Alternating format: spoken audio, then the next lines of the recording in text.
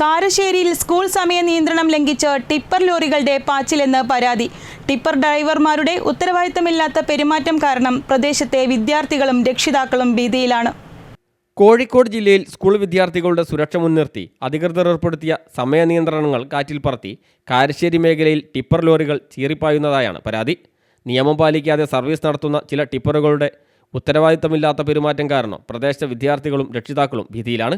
കോഴിക്കോട് ജില്ലാ കളക്ടറുടെ ഉത്തരവ് പ്രകാരം സ്കൂൾ സമയങ്ങളിൽ രാവിലെ 8:30 മുതൽ 10 വരെയും വൈകുന്നേരം 3:30 മുതൽ 5 വരെയും ടിപ്പർ ലോറികൾക്ക് നിയന്ത്രണമുണ്ട്. എന്നാൽ ഈ സമയങ്ങളിലാണ് കാരശ്ശേരിയിലെ ചില ടിപ്പറുകൾ വിദ്യാർത്ഥികളുടെ ജീവന് ഭീഷണിയാവും വിധം അമിത വേഗത്തിൽ പായുന്നത്. മേഖലയിലെ ഭൂരിഭാഗം ടിപ്പർ ലോറികളും കൃത്യമായി സമയം പാലിച്ചാണ് സർവീസ് നടത്തുന്നത്. എന്നാൽ നിയമം ലംഘിക്കുന്ന ചുരുക്കം ചില ലോറികൾ കാരണം കൃത്യനിഷ്ഠ പാലിക്കുന്ന മറ്റ് ഡ്രൈവർമാർ കൂടി ജനങ്ങളുടെ മുമ്പിൽ കുറ്റക്കാരാവേണ്ടി വരുന്ന സാഹചര്യമാണുള്ളത്.